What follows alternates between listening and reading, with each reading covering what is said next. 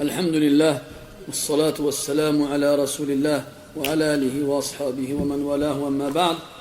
أحبتي في الله، نجتمع كعادتنا في ليلة الخميس، وليلتنا هذه هي الليلة 27 من شهر جمادى الأخيرة لعام 39 و400 وألف للهجرة، الموافقة لل14 من شهر مارس لعام 18 و2000. نستأنف قراءتنا ودراستنا لكتاب الإمام البخاري رحمه الله تعالى الأدب المفرد، وقد افتتحنا في ختام الدرس السابق الباب 91 الذي هو بعنوان لا تقل قبح الله وجهه، وقد تطرقنا لقراءة الحديث الأول من هذا الباب، وذكرنا شيئا من معانيه. والحديث الذي بعده رواية أخرى بمعنى الأول مع زيادة قليلة عليه. Très chers frères, nous nous réunissons comme chaque mercredi soir afin de lire et d'étudier ensemble le livre de l'imam al-Bukhari rahimahullah ta'ala dans le bon comportement. Et nous nous sommes arrêtés la semaine dernière au début du chapitre 91 qui a pour titre n'appelle pas, ne demande pas à Allah d'enlaidir son visage. Et on avait lu le premier hadith, le hadith 172, et on avait exposé le sens de la parole du prophète alayhi salatu wassalam, la taqulu qabbaha Allahu wajhah. Ne dites pas qu'Allah enlaidisse son visage. Le hadith suivant, le 173, est à peu près du même sens avec un léger rajout. قال رحمه الله تعالى حدثنا عبد الله بن محمد قال حدثنا ابن عيينة عن ابن عجلان عن سعيد عن أبي هريرة رضي الله عنه قال لا تقولن قبح الله وجهك ووجه من أشبه وجهك فإن الله عز وجل خلق آدم على صورته. وذكرنا كلام العلماء في عواد الضمير في قوله عليه الحديث هذا من قول أبي هريرة رضي الله عنه، وهو حديث موقوف، لكن يروى هذا الحديث مرفوعا إلى النبي صلى الله عليه وسلم بأسانيد صحيحة. وذكرنا أن للعلماء في عواد الضمير في قوله فإن الله خلق آدم على صورته مذهبان أو مذهبين. مذهب الجمهور، جمهور السلف بل جماهير السلف، أن الهاء عائد إلى الله تبارك وتعالى، والمعنى فإن الله خلق آدم على صورة الله. وقلنا أن الشيء إذا كان على صورة شيء آخر لا يستلزم من ذلك التشبيه. وضربنا مثلا لهذا بحديث النبي صلى الله عليه وسلم الذي يقول فيه أول زمرة يدخلون الجنة يوم القيامة على صورة القمر ليلة البدر. ولم يخطر على بال أحد من السامعين في ذلك الزمان أن الناس يحولون إلى أقمار يطمس من وجوههم أعينهم وأنوفهم وأفواههم وتخلع أيديهم وأرجلهم. لم يفهم أحد منهم هذا، وإنما فهموا أن الداخل في الجنة يكون في النور والإضاءة واللمعان والبهجة والبهاء والجمال كما يكون القمر. وقلنا أيضا أن الله تبارك وتعالى له الأسماء الحسنى والصفات العلى، وقال عن نفسه عز وجل ليس كمثله شيء وهل تعلم له سميا ولم يكن له كفوا أحد. ومع هذا أخبر عباده أنه سميع وأنه بصير، كما أنه أخبر عباده أنه خلق الإنسان سميعا بصيرا. إنا خلقناه من نطفة أمشاج نبتليه فجعلناه سميعا بصيرا. فثمة اشتراك في أصل المعنى مع تمام التباين والاختلاف بين الخالق والمخلوق. فالله تعالى سميع سمعا يليق بجلاله وكماله وعظمته والبشر سميع سمعا يليق به. فهذا من معاني خلق الله آدم على صورته. وذكرنا المذهب الثاني وهو أن عوض الضمير أي الها يعود إلى آدم نفسه، أي أن الله خلق آدم على صورة آدم، وهذا وإن كان ركيكا في المعنى فهو مفهوم من جهة أن آدم عليه السلام لما خلق أول ما خلق لم يمر بالمراحل التي تمر به ذريته من نطفة ثم علقة ثم مضغة ثم يكون طفلا ثم رجلا إلى آخره. أما آدم عليه السلام فأول ما خلقه الله تبارك وتعالى كان على صورته التي كان عليها. هذا مذهب العلماء في معنى الحديث باختصار، مع العلم أن مثل هذا الحديث قد أطال العلماء فيه الكلام جدا، ومن رجع إلى كلامهم وجد أن مثل هذه المسألة لا ندور حولها بين دقيقة أو دقيقتين، وإنما المقصود من هذا الدرس بيان حكم الحديث، بيان حكم الحديث، وهو النهي عن قول الإنسان لمثله قبح الله وجهك، مع بيان العلة. Donc on avait lu ce hadith aussi, je m'en souviens maintenant la semaine dernière, lorsque cette parole est attribuée à Abu Huraira radiyallahu anhu. Il nous dit, ne dis à personne, la taqulan, la taqulan. Les deux peuvent être possibles, deux arabes sont possibles. La taqulun, bi dhammi lam, wa la taqulan, bi fathiha. Les deux arabes sont possibles. Si on dit la taqulan, c'est toi. Ne va surtout pas dire. Si on dit la taqulun, c'est vous. N'allez surtout pas dire. Donc il y a une différence au niveau du mukhatab, à qui on s'adresse. Est-ce qu'il y en a un ou est-ce qu'il y en a plusieurs? Et il y a aussi une différence au niveau du i'rab. La taqulun, il est mu'rab. La taqulan, il est mabni. Ça c'est notre histoire. N'allez surtout pas dire. Ou bien ne va surtout pas dire. Al-adhar ici c'est l'ifrad, le singulier, parce qu'il dit qabbah Allah wajhak. Ne va surtout pas dire qu'Allah enlaidisse ton visage, ou le visage de celui qui ressemble à ton visage. Parce qu'Allah a créé Adam à son image. Allah a créé Adam à son image. Ce hadith-là, cette parole-là, même si ici elle est attribuée à Abu Huraira radiyallahu anhu, elle a aussi été attribuée au prophète alayhi salatu wassalam. Et de façon authentique. Dans les deux recueils authentiques et d'autres ouvrages de tradition prophétique. Et ce hadith-là a fait couler beaucoup d'encre. Et les savants ont beaucoup parlé à son sujet, dans les façons de le comprendre. Et parmi les façons de le comprendre, il y en a deux principales. La première, et c'est celle de la grande majorité des peu prédécesseurs. De la grande majorité des peu prédécesseurs. Il y en a même qui ont été jusqu'à dire que personne chez les 3 premiers siècles n'a eu un autre avis que celui-ci. L'imam Ahmed, rahimahullah ta'ala, il se servait entre autres de ce hadith-là pour reconnaître le Mu'tazila. Le Mu'tazila, alladhina yuhakkimuna al-aql ala al-naql. Ceux qui vont mettre en avant leur raison, leur compréhension sur les textes. On leur demandait, ici le ha, le pronom, à son image. À qui il revient? Est-ce qu'il revient à Allah?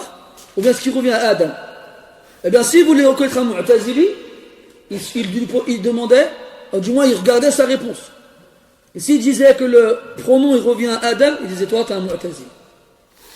Mais avec le temps, après notamment les 3 premiers siècles, c'était moins dur, parce qu'à l'époque de Mohammed c'était particulier.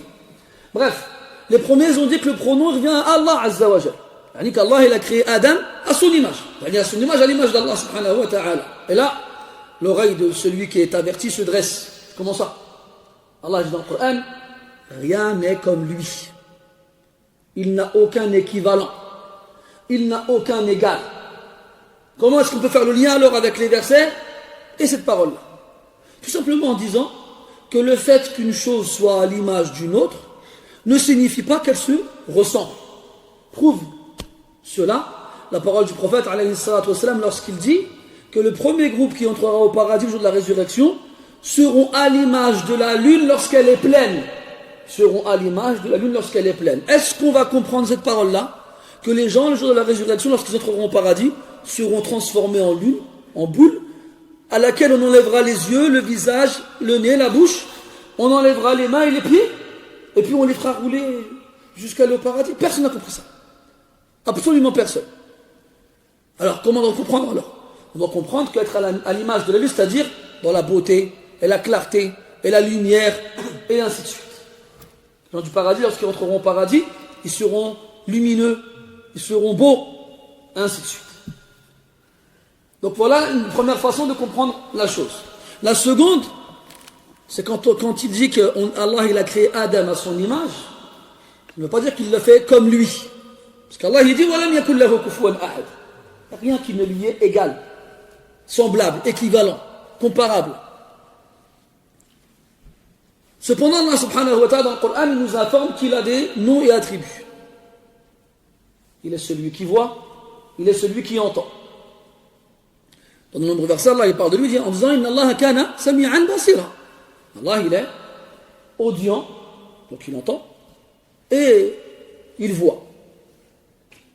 Et puis dans notre verset, Allah Ta'ala dit, parlant d'être humain, nous l'avons créé, puis nous l'avons fait audient, et il voit. L'être humain, il entend, il voit. Donc à partir de là, les savants ont dit qu'il y a une sorte d'association dans la tribu, dans le sens de la tribu. Dans le sens de la tribu. Parce que l'ibsar, le fait de voir, c'est idrakul mar'iyat. Sam'u, le fait d'entendre, c'est idrakul al-masmu'at. Le fait de voir et le fait d'entendre, c'est le fait donc de pouvoir de discerner les choses qui sont visibles et de pouvoir entendre ce qui est audible. Donc dans le sens de la tribu à la base, je dis bien à la base, il y a une sorte de collaboration entre le créateur et la créature. Collaboration dans le sens de la tribu. Ça veut dire quoi? Pas de ressemblance dans la tribu lui-même. Parce que comment Allah Ta'ala y voit, il n'y a que lui qui le sait, premièrement. Et deuxièmement, c'est complètement différent de la façon dont l'être humain ou la créature peut voir. Donc à ce sens-là, Allah il a créé Adam à son image.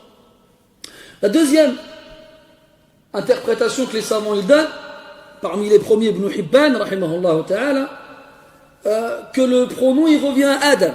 C'est-à-dire qu'Allah il a créé Adam à l'image de Adam. Et beaucoup de savants ils ont rejeté cette interprétation-là parce que d'un point de vue arabe, c'est pas quelque chose que les Arabes y font. C'est une redondance, un pléonasme si on voudrait en dire en français. C'est évident que Adam il est à son image, c'est-à-dire à son image, comme nous tous on est à notre image. Alors qu'est-ce qu'il a voulu dire à ce moment-là? Il a voulu dire que quand Allah il a créé Adam alayhi salam, il l'a créé tel qu'il était directement, sans qu'il ne passe par les étapes par lesquelles passent les humains de façon générale et normale. L'humain, normal, dans la descendance d'Adam alayhi salam, il a une goutte de sperme, puis un caillot de sang, puis une adhérence, puis un fœtus, puis un bébé, puis un enfant, puis un adolescent, puis un adulte. Jusqu'à ce qu'il atteigne sa maturité, 40 ans. Adam alayhi salam, dès le départ, dès qu'Allah l'a créé, il était parfait à sa maturité. Donc il l'a créé à son image, c'est-à-dire tel qu'il était directement, sans qu'il ne passe par ces étapes-là. وفي رواية عند الصحيح عند الشيخين قال له 60 ذراعا في السماء. يعني il a 60 coudées dans le ciel. Quand Allah il l'a créé, il faisait déjà 60 coudées dans le ciel directement. Il n'a pas été un bébé ou bien quelque chose d'autre. Et vous savez, cette question-là, dogmatique, dans l'explication du hadith, elle est très, très, très profonde et longue surtout. Et le but dans ce cours-là, c'est pas de rentrer dans ce genre de détails-là. Nous, ce qu'on doit retenir du hadith, c'est l'interdiction de dire à qui que ce soit, قَبَّحَ اللَّهُ وَجْهَكَ. L'interdiction de dire à qui que ce soit, cette phrase-là, qui signifie qu'Allah, il enlaidit son visage. On avait dit la semaine dernière que même si aujourd'hui, c'est devenu une phrase qu'on n'entend plus, chez les Arabes, entre autres, notamment du Maghreb, c'est pas le genre de phrase qu'on entend. Mais, il y a tout ce qui a le même sens. Tout ce qui aura toute expression ou insulte qui aura pour but de demander à Allah d'enlaidir la personne ou de lui transformer son visage, ça rentrera dedans. Comme on avait donné des exemples la semaine dernière, wajh kada, wajh kada, wajh kada. Donc on n'insulte pas le visage. Et comme on va le voir après, on ne frappe pas le visage. Et on se rappelle que c'est Allah tabaraka wa ta'ala qui l'a créé. Et que selon un des deux avis, il a son image, avec le sens que ça implique. Après, si, بعد هذا البيان أشكل عليك فهم هذا الحديث فتذكر قول الله تبارك وتعالى والراسخون في العلم يقولون آمنا به كل من عند ربنا. هذا واجبك. لم يستقر في ذهنك فهم هذا النص ما عليك إلا أن تستسلم له وأن تؤمن به. Dernière chose, si après cette explication, tu as encore du mal à comprendre ce texte-là, tu ne dois pas te tracasser l'esprit. Souviens-toi du verset où Allah Ta'ala parle de ceux qui sont ancrés profondément dans la science. Quand ils font face à un texte ambigu, dont le sens n'est pas clair pour eux, qu'est-ce qu'ils disent? Nous y croyons. Tout va notre Seigneur subhanahu wa ta'ala. Ce que tu ne comprends pas, tout ce que tu dois faire, c'est de t'y soumettre et d'y croire. هذا تمام الإيمان. C'est ça la vraie foi. عندك Non, c'est juste pour l'expression pour les mécréants, on n'a pas le droit de le dire. Pour tout le monde. On ne dit à personne, on va le voir après, même aux animaux. La ins wa la jinn wa la hayawan. Ni un humain, ni un démon, ni un animal. On ne touche pas. Wal'illa fihima wahida. Et la cause dans les deux, elle est la même. Que ce soit un mécréant ou un musulman, c'est un humain. Et c'est Allah qui l'a créé. Et c'est un fils d'Adam. قال رحمه الله باب ليجتنب الوجه في الضرب بعد أن نهى أو بعد أن ذكر المؤلف بعض الأحاديث التي فيها النهي عن تقبيح الوجه ذكر بعد ذلك أحاديث أو حديثين في النهي عن ضرب الوجه وإذا احتاج الإنسان إلى أن يؤدب من كان تحته من مملوك أو ولد فليجتنب الوجه فلا يقربن الوجه. وذكرنا في درس سابق أن أصل كلمة الاجتناب من الجنب أي ليكن بينك وبين هذا الفعل ما بين الجنبين والجنبان لا يلتقيان أبدا اللهم إلا إن كسرت وإلا فالأصل أنهما لا يلتقيان. فإذا قيل لك اجتنب هذا فمعناه ضع هذا الأمر في جهة وكن في عكسها تماما. قال رحمه الله حدثنا خالد بن مخلد قال حدثنا سليمان بن بلال قال حدثني محمد بن عجلان قال أخبرني أبي وسعيد عن أبي هريرة رضي الله عنه عن النبي صلى الله عليه وسلم قال إذا ضرب أحدكم خادمه فليجتنب الوجه. في هذا الحديث أمور.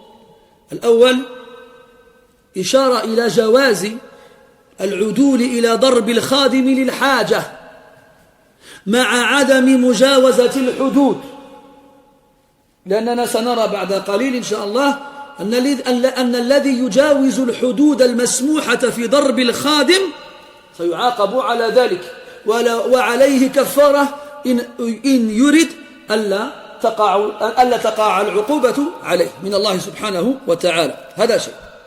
إذا احتاج إلى تأديبه أو ضربه جاز له ذلك مع مراعاة الحدود. الأمر الثاني النهي عن مس الوجه لا يضربن الوجه بل لا يقربن الوجه وهذا عام. النهي عام ليس فقط في شأن العبيد بل في شأن كل إنس. فجاء في الحديث الذي رواه مسلم أظن عن عائشة رضي الله عنها أن النبي صلى الله عليه وسلم قال إذا قاتل أحدكم أخاه فليجتنب الوجه. سبحان الله. يعني إذا صار بين الرجل وأخيه مشكلة أو فتنة أو خصومة دفعتهما إلى قتال بعضهما بعضا رغم الغضب والغيظ الذي يمتلئ الصدور فيجب أن يحكم على نفسه أو أن يتحكم في نفسه وألا ينسى أن لهذا الوجه حرمة لا يجوز له انتهاكها. وقال في الحديث الذي بعده هذا نؤجله إلى بعد الترجمة. Dans le chapitre suivant, le chapitre 92, le prophète le chapitre, il a comme titre qu'il évite le visage lors de la correction. Le mot éviter en arabe c'est ijtanaba. Et le mot ijtanaba, si on enlève le alif et on enlève le ta, on se trouve avec janb. Et le janb en français c'est le flanc, c'est les côtes de l'être humain. تتجافى جنوبهم الذين يذكرون الله قياما وقعودا وعلى جنوبهم. Donc leur côté, leur flanc. Donc on a dans le corps humain, on a la cage thoracique et on a donc une rangée, plusieurs rangées de côtes. Et ces côtes-là, elles sont chacune à une extrémité du tronc, du buste de l'homme. Et elles ne sont pas censées se rencontrer. Les côtes doivent rester chacune du côté opposé à l'autre. Donc on dit en français évite telle chose, en employant le verbe ijtanib, dans la même image où cette chose qu'on t'interdit de faire doit se trouver à un opposé et toi à l'autre, comme les côtes dans la cage thoracique. Et ne doivent pas se rencontrer. لذلك قال الفقهاء أن الأمر بالاجتناب في القرآن من أبلغ صيغ النهي قال تعالى اجتنبوا كثيرا من الظن وقال عز وجل إنما يريد الشيطان قال يا أيها الذين آمنوا إنما الخمر والميسر والأنصاب والأزلام رجس من عمل الشيطان فاجتنبوه لعلكم تفلحون. قال بعض السفهاء الأغبياء الحمقاء لم يرد في القرآن النهي الصريح عن شرب الخمر. لماذا؟ لأنهم يلتمسون ويبحثون عن آية تقول لا تشربوا الخمر، نظير قوله تعالى لا تقربوا الزنا. يريدون استعمال لا الناهية، ولكن العربية لسان بليغ فصيح واسع جدا، فيه من الأساليب ما لا يكاد يحصى. القرآن أبلغ ما يكون وأفصح ما يوجد. لذلك استعمل الله تبارك وتعالى أساليب العرب المعروفة في النهي، فالنهي له صيغ. الأصل النهي باستعمال لا الناهية، وكذلك الاجتناب. قال الفقهاء استعمال الاجتناب أبلغ من استعمال لا الناهية. الاجتناب c'est donc le fait de, en français traduit ça par éviter. Éviter en français c'est évite. Tu vas aller à tel endroit, évite. C'est comme si on lui disait gentiment n'y va pas. Alors il pourrait comprendre, ah bah s'il y avait ma'alish, c'est moi et comment je vais m'y prendre. Et c'est mal traduit à mon humble avis par rapport à ce que les gens vont comprendre dans le français contemporain. Il aurait fallu choisir un verbe plus fort dans le sens, quitte à le traduire par le sens et pas par un verbe équivalent selon votre compréhension. Parce que ça ne veut pas dire éviter. Donc c'est-à-dire mets-toi à l'opposé de la chose concernée. Mets-toi à l'opposé de la chose concernée. Dans le Coran, quand Allah va interdire une chose, il y a plusieurs expressions pour indiquer l'interdiction. La base, c'est l'emploi de ce qu'on appelle la négation qui indique l'interdiction. La taf'al, la tadhhab, la tajlis, la taqum, et ainsi de suite. Ne fais pas, ne fais pas, ne fais pas. C'est la base pour exprimer l'interdiction. Et il y a d'autres moyens aussi d'exprimer l'interdiction parmi ces moyens-là. Al-ijtinab. Donc le fait de se mettre à l'opposé de la chose. Et on trouve cette forme-là dans le Coran dans de nombreux endroits. Comme quand Allah il parle du vin et des jeux d'argent faciles et ainsi de suite. Puis il dit فَاجْتَنِبُوهُ لَعَلَّكُمْ تُفْلِحُونَ. Traduction relative et approchée. Évitez-le afin que vous réussissiez. Et là, tu as des gens sots, stupides et ignorants qui sont venus nous dire que dans le Coran, il n'y avait pas un verset qui interdisait formellement la consommation d'alcool. Parce que chez eux, l'interdiction n'est exprimée dans le Coran qu'avec la nahiya, le la de l'interdiction. Et ils ignorent qu'on peut exprimer l'interdiction autrement, notamment avec le verbe ijtanaba, qui veut dire se mettre à l'opposé. Et s'il revenait à la parole des ulama, qui a été écrite depuis longtemps, il n'aurait pas fait ce genre d'erreur. Sadaqa man qal, in lam yakun min Allahi awnun lil fata, fa awwalu ma yajni alayhi ijtihaduhu. S'il n'y a pas de la part d'Allah une aide pour le jeune, on ne comprend pas ici seulement aussi le jeune d'âge, mais c'est aussi le jeune d'esprit, même s'il a 70 ans. La première des choses qui le mènera à sa perte, c'est son ijtihad. Ben moi je pense que j'ai compris, donc c'est comme ça. Si seulement tu savais. وَلَوْ أَنَّهُمْ رَدُّوهُ إِلَى الرَّسُولِ وَإِلَى أُولِي الْعِلْمِ مِنْهُمْ أو أولي الأمر منهم لعلمه الذين يستنبطونه منهم. Allah il fait référence dans le Coran de revenir à ceux qui ont la science et qui comprennent les choses correctement. Donc ici on a l'ordre, ici le lam, liyajtanib, c'est lam ou l'amr. En grammaire il y a lam ou l'amr, le lam qui indique l'ordre, et là, an-nahiya, le la qui indique l'interdiction. Tu remarqueras, chaque francophone, la différence entre le lam et le la. Le lam c'est une lettre et le la c'est un mot. D'accord?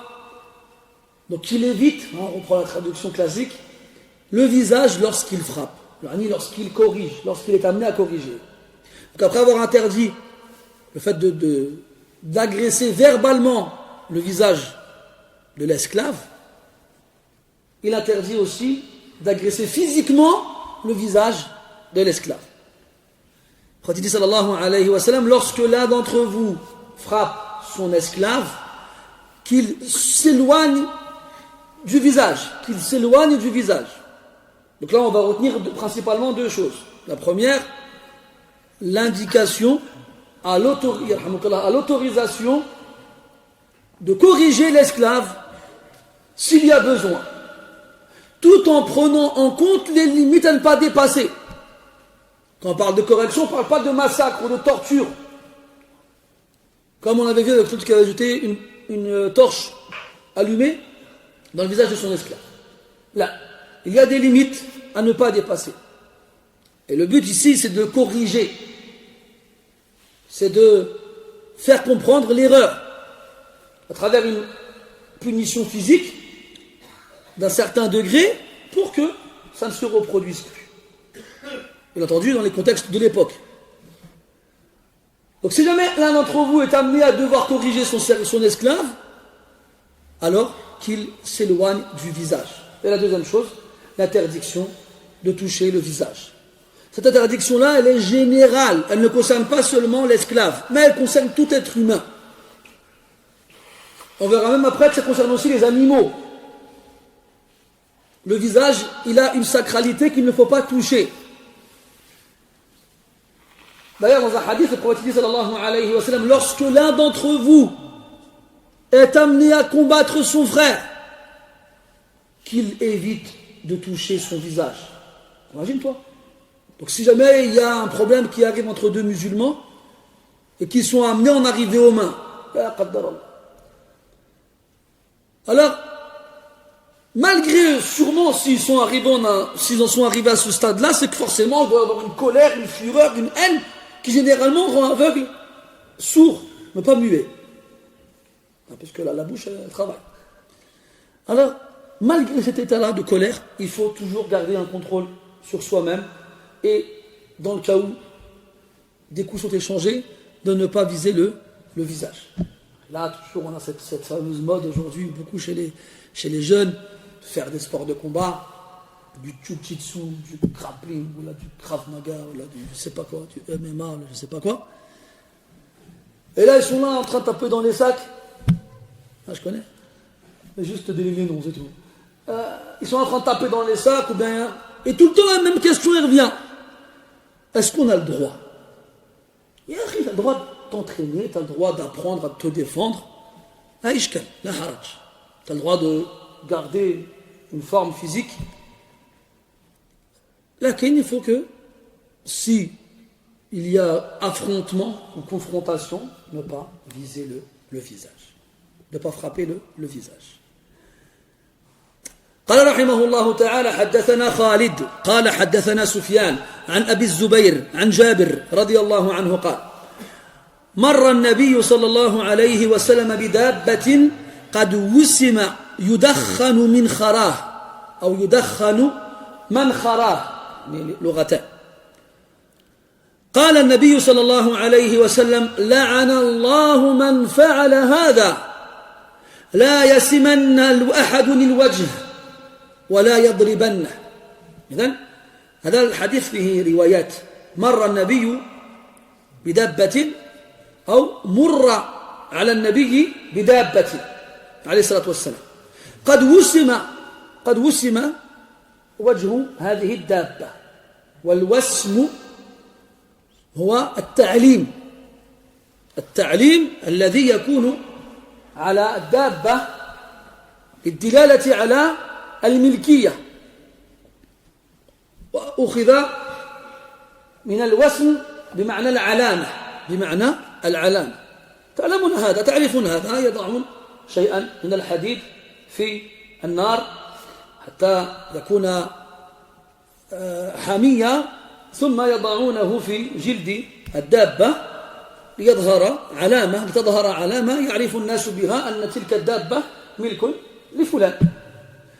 فهذه الدابة التي مر بها النبي صلى الله عليه وسلم وسمت في وجهها حتى يقول يدخن من خراه، يعني الدخان يخرج من منخريه، يعني من أنفها.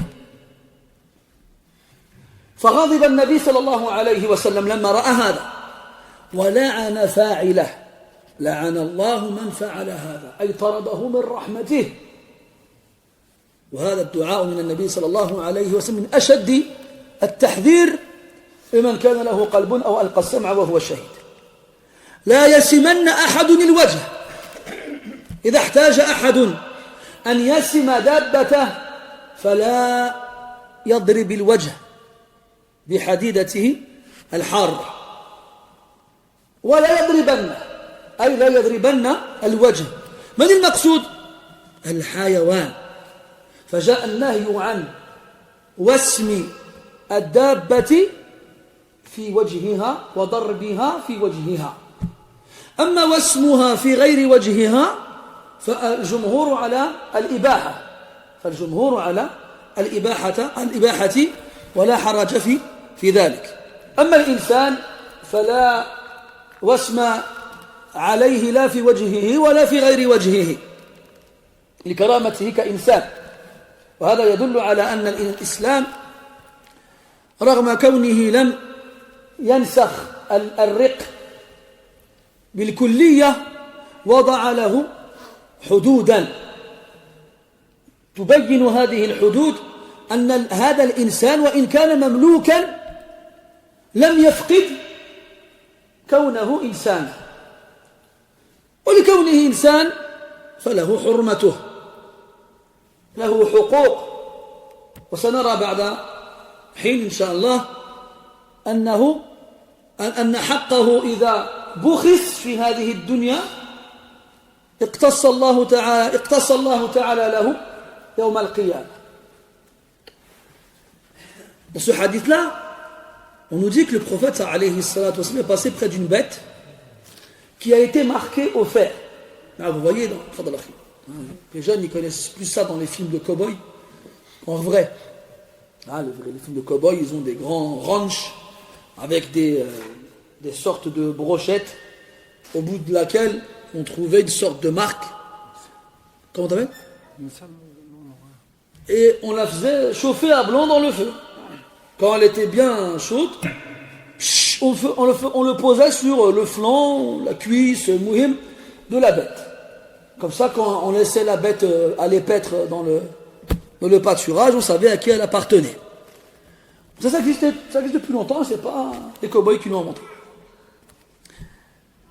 Et donc le prophète est passé près d'une bête qui a été marquée, dont la fumée sortait par les narines.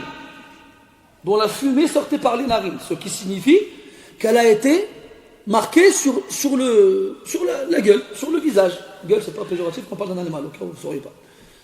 Au cas où. Donc sûrement sur le museau. Vu que la fumée sortait par les narines, c'est qu'elle a dû être frappée au niveau du museau. Donc dans la gueule du visage. Dans la gueule, de l'animal. Quand le prophète a vu ça, il s'est mis en colère. Et il a dit qu'Allah maudisse celui qui a fait ça. Et vous savez que la malédiction, c'est qu'Allah Ta'ala, il te prive de sa miséricorde. Et là, c'est pas n'importe qui demande à ça à Allah. C'est le prophète, alayhi salatu wassalam. Cette invocation en elle-même, elle est suffisante pour mettre en garde contre l'action.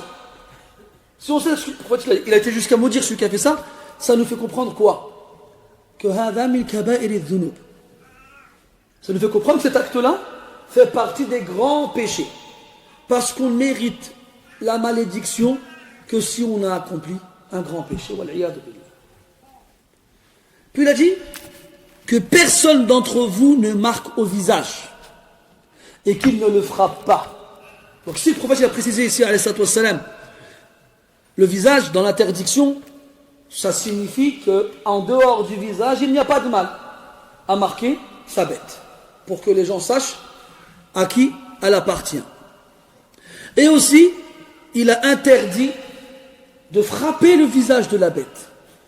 هذا ما يسمى عند الفقهاء بالقياس بالأولوية.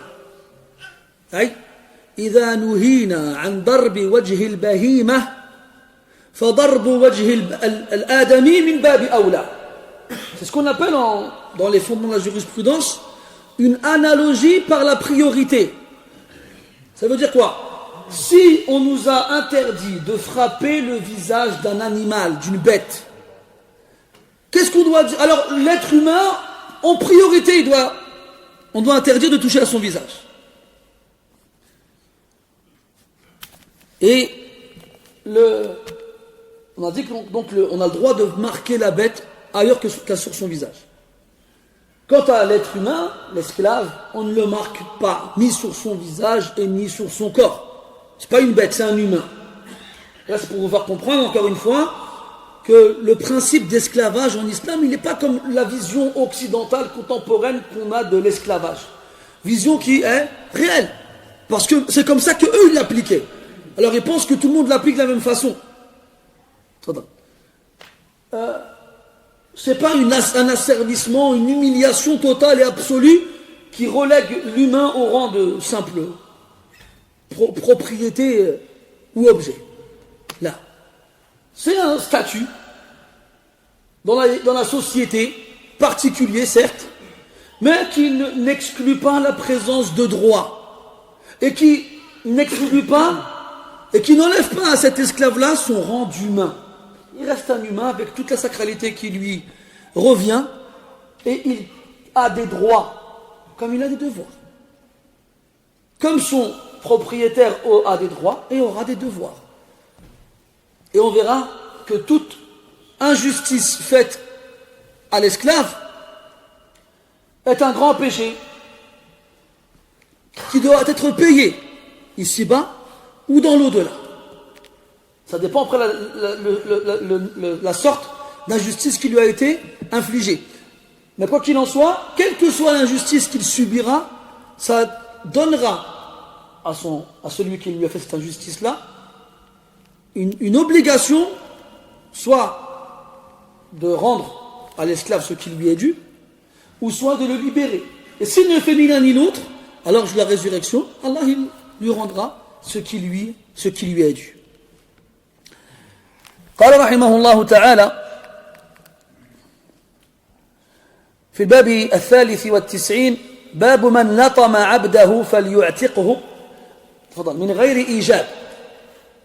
من لطم، اللطم هو ضرب الوجه بصفحة اليد، ضرب الوجه أو خد أو الخد بصفحة اليد. من لطم عبده أي من ضرب عبده بيده على وجهه أو على خده فليعتقه، أي كفارته عتقه من غير إيجاب، أي هذا مستحب وليس واجبا. فالأولى والأفضل والأحسن أن يعتقه لو ضربه في وجهه، فإن لم يفعل فلا شيء عليه، فلا شيء عليه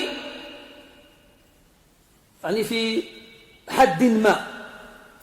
فإن تجوز هذا الحد فطبعا عليه إثم وأي إثم.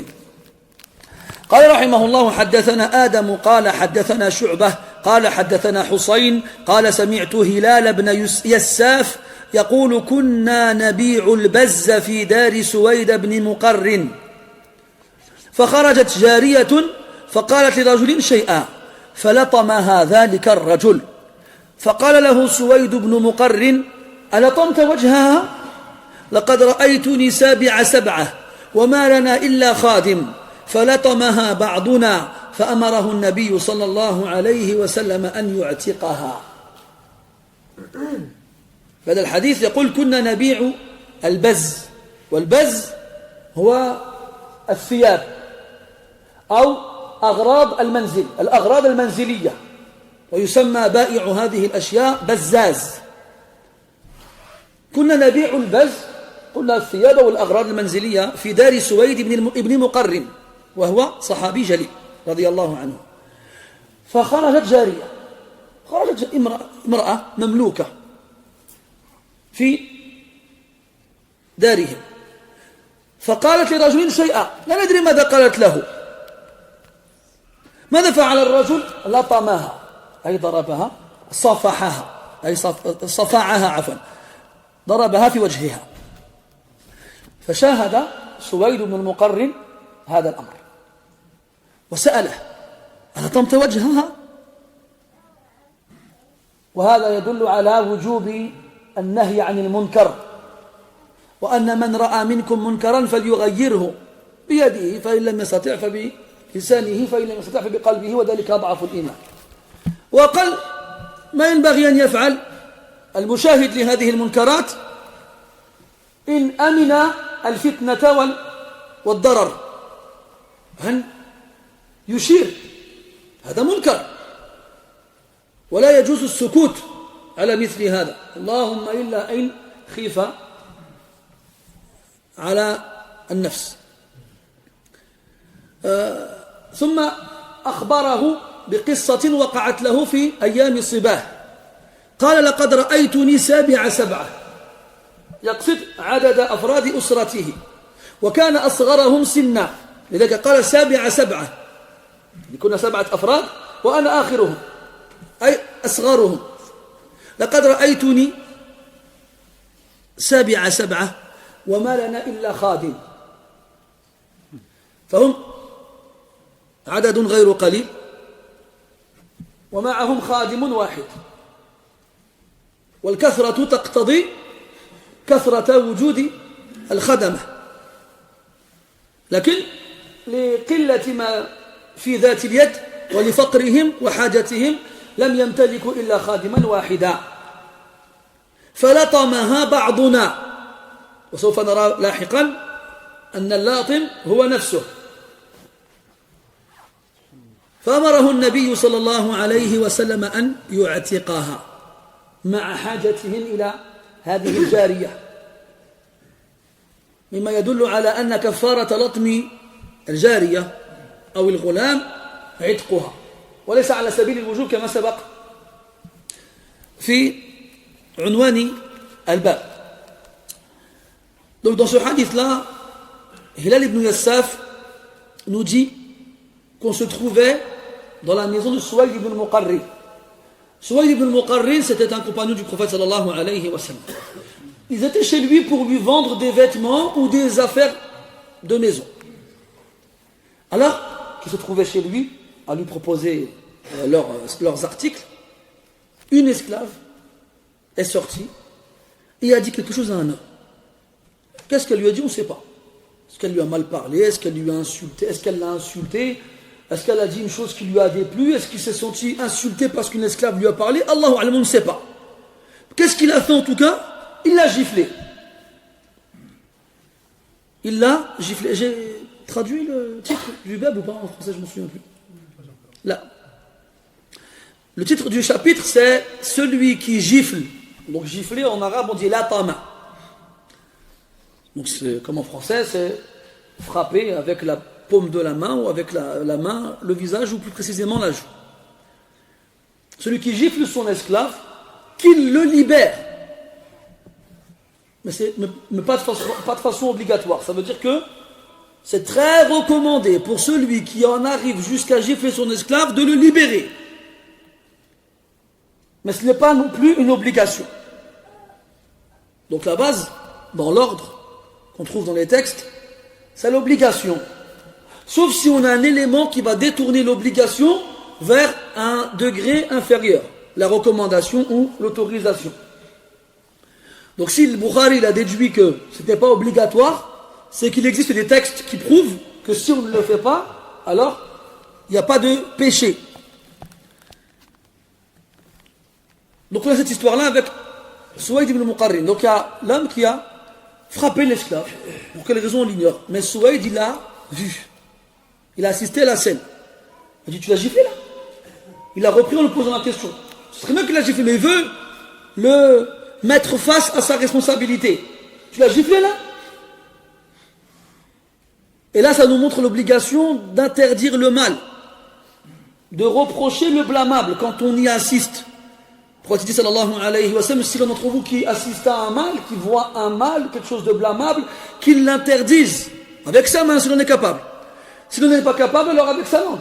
Et si l'on n'est pas capable, alors avec son cœur, et ce sera la foi la plus faible. Maintenant, quand tu vois quelque chose de répréhensible et de blâmable, au minimum, tu ne sais pas bien ce que tu fais. C'est le minimum. Sauf si tu crains de la part de la personne un mal te concernant. Alors à ce moment-là, malaka wa mala. Malaka wa mala. À ce moment-là, c'est lui, et ça ne te concerne pas. Mais si tu ne crains pas un mal quelconque, alors il faut interdire le mal. C'est pas on voit le mal se produire autour de nous et on dit rien. يقول النبي صلى الله عليه وسلم والذي نفس محمد بيده لتأمرن بالمعروف ولتنهون عن المنكر ولتأخذن على يد الظالم أو ليوشكن الله أن يسلط عليكم شراركم وليدعون الله أتقاكم فلا يستجاب له وليدعون الله أتقاكم فلا يستجاب له. Par celui qui a mon âme dans sa main, vous allez certes ordonner le bien, et vous allez assurément interdire le mal, et vous allez réprimander, prendre la main de l'injuste. Il empêche de faire son mal. C'est le mudloum dont on prend la main, c'est pas le dhalim dont on prend la main. Ou, si vous ne le faites pas, Allah enverra contre vous les pires d'entre vous. Et les plus pieux parmi vous invoqueront Allah pour qu'ils viennent à leur secours, et on ne leur répondra pas. فلا يستجاب له فاستجابة الدعوة مقرونة بالأمر بالمعروف والنهي عن المنكر. Donc pourquoi du hadith que la réponse à l'invocation elle est liée à l'ordre du bien et l'interdiction du mal. Si ces deux choses-là manquent, alors tes invocations, Allah il n'y répond plus. Donc il a dit, tu l'as giflé là? Je me suis vu le 7e de 7. Donc là il fait référence à sa famille. Il parle de ce qui leur est arrivé à sa famille quand il était petit. C'est-à-dire dans sa famille c'était 7 personnes. Et lui c'était le 7e des 7. Ça signifie que c'était le plus jeune d'entre eux. Nous n'avions qu'un seul domestique, un seul serviteur. Donc ici il précise un seul, parce que 7 personnes dans une famille c'est quand même un nombre plus ou moins élevé. Et pour pouvoir servir ce nombre-là, alors il faudrait plus qu'un seul domestique. Mais faute de moyens, suite à leur pauvreté, ils n'ont pu en avoir qu'un seul. Il dit falatamaha ba'duna. Certains d'entre nous l'ont giflé. Certains.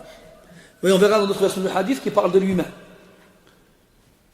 Et quand le prophète a été informé de ce qui s'est passé, il leur a ordonné de la libérer. Il leur a ordonné de la libérer. Donc il faut comprendre à cet homme-là que ça m'est arrivé ce que tu viens de faire là. Quelle a été la conséquence? C'est qu'on a dû libérer cet esclave-là. Donc l'esclave, c'est pas un objet qu'on a le droit de frapper comme on veut, qu'on a le droit d'utiliser de la manière qu'on veut. Là. Et celui qui croit à cela, eh bien, il se trompe. Et il devra en répondre devant Allah tabaraka wa ta'ala. Et le mieux pour lui, c'est de libérer l'esclave pour ne pas avoir de compte à rendre sur lui. قال رحمه الله تعالى حدثنا عمرو بن عون وابن عون ومسدد قال حدثنا أبو عوانة عن فراس عن أبي صالح عن زادان عن ابن عمر رضي الله عنهما قال سمعت النبي صلى الله عليه وسلم قال يقول من لطم عبده أو ضربه حدا لم يأته فكفارته عتقه. كلام النبي صلى الله عليه وسلم يقول من لطم عبده أو ضربه حدا لم يأته، أي أقام عليه حدا مع براءته من هذا الحد، فكفارته إن يريد ألا يقف أمام الله تبارك وتعالى يوم القيامة وهو يحمل وزر هذا الفعل أن يعتق هذا العبد المظلوم الذي ضرب بغير حق والذي أقيم عليه حد بغير ذنب، هذا جزاؤه. وليعلم أن الإنسان لو قتل خطأ فعلى قاتله الدية، فعلى قاتله أن يدفع الدية، ودية الرجل 100 من الإبل. طيب لو ضرب شخص آخر وسلب منه عضوا ففي ذلك أيضا دية، ودية العضو الذي لا يتكرر في الجسد دية كاملة. مثلا الأنف، ليس للإنسان إلا أنف واحد، فلو كسرت أنفك فعلي دفع دية كاملة، يعني قيمة الأنف 100 من الإبل، يعني الأعضاء التي لا تتكرر في الجسد ديتها كاملة، والأعضاء التي تتكرر مرتين ديتها منتصفة، يعني تأتي على نصفها، على نصف الدية. مثلا العينين، عندنا عينان، لو لطمت أحدا ولشدة لطمي له قفأت إحدى عينيه فعلي أن أدفع نصف الدية أي 50 من الإبل. هذا إن كان المضروب ذكرا، فإن كان أنثى فعلى النصف من ذلك أيضا. طيب عندنا العينان والحاجبان والشفتان والأذنان واليدان والرجلان والثديان، هذا فيما يتكرر مرتين. وقالوا أيضا أن منفعة هذا العضو لو فقدت فعلى الضارب الدية أيضا. ومعظم هذه الأعضاء موجودة في الوجه، فالذي لا يرتدع ولا ينزجر وهو يسمع مثل هذا فليعلم أنه لو ضرب إنسانا مثله وسلب منه عضوا فعليه دفع الدية لو كنا في بلد تقام فيه شرع الله. وإن لم تقم شرع الله فينا فلا يقول أحدنا طيب الأمر هين لا أبالي به، لا ينبغي أن يقول هذا، بل ينبغي أن يجعل نصب عينيه يوم القيامة الذي يقف فيه أمام رب العالمين فيسأله ماذا فعلت بشرعي فيك وفي غيرك. فإقامة الشريعة ليست محصورا في أرض دون أخرى، إنما تقام طبعا مع القدرة. أنا لا أقول أن هذه الأمور يطبقها الإنسان من عند نفسه، لابد هناك من محكمة وقضاة وما أشبه ذلك ونظام وترتيب، لكن الأشياء التي بين يديك مسهلة ميسرة، لا تقول أنا حر ما دمت خارجا عن بلد إسلامي فماذا أبالي وماذا أفعل، لا أبالي وماذا أفعل بهذا. لا يا أخي، سوف تسأل عن هذا أمام الله تبارك وتعالى. Dans le hadith suivant, le prophète sallallahu alayhi wa sallam dit: quiconque gifle son esclave ou le frappe pour une sentence, pour un acte qu'il n'a pas commis, alors son expiation, l'expiation, le moyen d'effacer le péché qu'il a accompli parce qu'il l'a frappé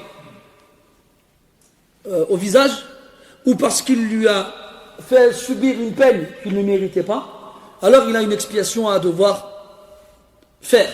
Et la seule expiation qui lui pardonnera ce péché-là, c'est de libérer cet esclave. C'est de libérer cet esclave-là. Le visage, comme vous le savez, en plus d'être la partie qui a le plus de valeur chez l'être humain, et celle avec laquelle il se montre aux gens, et celle qui relève sa beauté, ce visage-là, il est aussi composé de nombreux organes, de nombreux membres. Vous savez que si quelqu'un tue involontairement quelqu'un d'autre, il y a ce qu'on appelle le prix du sang. On doit s'acquitter donc d'une amende, si on peut l'appeler ainsi. Ce prix-là équivaut à la valeur de 100 chameaux. Mais ça ne s'arrête pas seulement au meurtre involontaire. Ça concerne aussi les membres du corps dont on perd l'usage. Et les membres du corps dans le corps, ils divisent en plusieurs catégories. Il y a des membres qu'on n'a qu'une seule fois dans le corps, il y a des membres qu'on a 2 fois dans le corps, et des membres qu'on a un autre nombre. Quant aux membres qui se retrouvent dans le corps une seule fois, comme le nez par exemple, ou la langue, ou la barbe, ils mettent la barbe dedans, les fuqaha. Même si on a beaucoup de poils qui font une barbe, on n'a qu'une seule barbe. Eh bien, tous les membres qui ne se trouvent dans le corps qu'une seule fois, si jamais, suite à une agression physique, on fait perdre à la victime l'usage de ce membre-là, alors on devra s'acquitter d'un prix du sang complet. Et si je casse le nez à quelqu'un, ou si je lui coupe le nez, alors, même s'il est encore vivant et tout va bien, son nez qui n'est plus utilisable, je devrais m'acquitter comme compensation de 100 chameaux. Si c'est un membre qu'on retrouve dans le corps 2 fois, comme les yeux, les sourcils, les oreilles, les lèvres, les tétons, les mains, les jambes, alors ce sera le prix du sang divisé par 2, 50 chameaux. Après, il y a un cas assez spécial avec les doigts. Donc on a 10 doigts dans les mains et 10 doigts dans les pieds. Si je casse un doigt, ce sera 1/10 du prix du sang complet, soit 10 chameaux. Si j'en casse 2, 20. Si j'en casse 3, combien? Ah, vous tombez dans le piège. À partir de 30, c'est la moitié. À partir de 3, c'est la moitié. Pourquoi? Parce qu'on estime qu'on ne peut pas se servir de 2 doigts. Ça c'était une petite faïda. Mais quoi qu'il en soit, pourquoi je vous dis tout ça? C'est parce que la plupart des membres importants du corps humain, notamment les membres avec lesquels on a le sens qui l'accompagne. Les yeux, on a avec la vue. Les oreilles, on a avec l'ouïe. Donc la bouche, la langue, là, avec le goût. Donc même si, par exemple, si on fait perdre l'utilisation du sens à la personne, maintenant, on met un coup dans les oreilles de quelqu'un. Ses oreilles sont toujours là. On ne peut pas casser une oreille. D'accord? Mais à cause de ça, il devient sourd. À cause de ça, il devient sourd, donc il perd l'utilisation de son ouïe. À ce moment-là, ce sera combien? 100 ou 50? 100. Ah oui, parce qu'il n'entend plus. S'il devient sourd d'une oreille, ce sera 50. S'il devient sourd des deux, alors ce sera 100. Bref. Pourquoi je vous raconte ça? Parce que ça c'est un élément supplémentaire qui doit nous amener à réfléchir. Parce que des fois on a le sang chaud, on est en colère, il m'a fait ci, il m'a mal parlé, il m'a mal regardé, il m'a volé, il m'a trahi, il m'a fait ce que tu veux. Il va voir ça, celui-là. Moi j'ai vu plein de fois des gens en arriver en main dans les mosquées, et une droite et une gauche et un coup de coude. Des fois ça va même plus loin. Ça sort des armes. Subhanallah. On parle de qisas, on parle de talion, on parle de jugement, on parle de ci, on parle de ça. Mais c'est encore plus compliqué l'asna. Parce qu'il y en a combien? 32 28 je ne sais pas, j'ai combien dans la bouche moi, mais المهم الأسنان لها حكمها. على كل حال, si les textes que l'on a cités tout à l'heure ne suffisent pas à bloquer la personne et lui faire rappeler qu'il ne faut pas toucher au visage de l'autre, alors au moins qu'ils se disent qu'en temps normal, si jamais il cassait quelque chose dans ce visage-là, ou bien il faisait perdre l'usage d'un sens à l'autre personne, eh bien il devrait, dans un contexte islamique, devoir sortir son portefeuille. Et nous, vous avez remarqué, on peut dire haram, ouais c'est ça haram. Ouais. Mais quand tu sors le portefeuille, ah là là, haram, machallah, ils appliquent à la lettre. C'est comme partout de toute façon. Ça, les États, ils l'ont compris. Ils l'ont compris, ça. C'est pour ça qu'il y a les amendes. Quand tu rentres chez toi le matin, le soir, tu ta boîte aux lettres, et tu vois la fameuse enveloppe avec le drapeau bleu, blanc, rouge. Tu dis, punaise. Ils m'ont encore eu. Après, tu te fais des films. Combien je vais perdre 2 points? Combien je vais devoir payer? Et tu ouvres l'enveloppe doucement. Tu ne veux pas l'ouvrir, mais tu es obligé. Après, tu vois quoi? Là, il a 375 €. Ah, ça fait mal. Billah alek. Quand tu fais des sadaqat, t'as déjà gagné 375 € toi? J'en ai 500 €. وفقك الله يسر الله أمرك حتى تتخلص منها. المهم الشاهد c'est quoi? C'est combien de fois on a payé des amendes? Combien de fois? بشق الأنفس avec on n'était pas content mais on l'a fait parce qu'on n'a pas le choix. Parce qu'on sait que si on ne paye pas du lait, je m'en fiche, je l'achète dans la poubelle et puis c'est tout. Ah bon? Majoration. Je m'en fiche, poubelle. Ah bon? Avec majoration Aoutani. Ah bon, tu veux pas la payer? Bah, on glace ton compte en banque.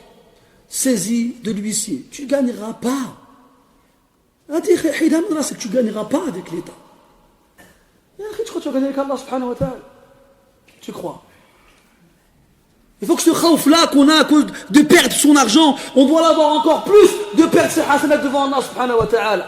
Mais malheureusement, la valeur des choses, elle n'est pas la même chez les gens. Quand on touche au porte-monnaie, là les gens ils réfléchissent. Quand on essaie de toucher leur cœur, eh ben t'as beau chercher comme tu veux dans leur poitrine, Allah tu as trouvé quoi? Des poumons, des côtes, du bacon. Mais tu ne trouveras pas de cœur. Fini هذه القلوب, fini. هذه القلوب نصيبها بكلام الله وكلام رسوله. لكن نجد أن هذه الآيات تتلى عليهم وهذه الأحاديث تذكر لهم ولا نرى فيهم انفعالا إلا من رحم ربك وقليل ما هو. Si on veut toucher les cœurs des croyants, c'est avec la parole d'Allah et de son messager alayhi salatu wassalam.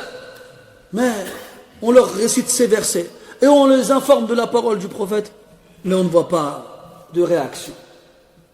أسأل الله تبارك وتعالى أن يحيي قلوبنا وأن يشفيها وأن يسللها من سخيمتها إنه ولي ذلك والقادر عليه. سبحانك اللهم وبحمدك أشهد أن لا إله إلا أنت أستغفرك وأتوب إليك. صلى الله على نبينا محمد وعلى آله وأصحابه أجمعين والحمد لله رب العالمين وبارك الله فيكم.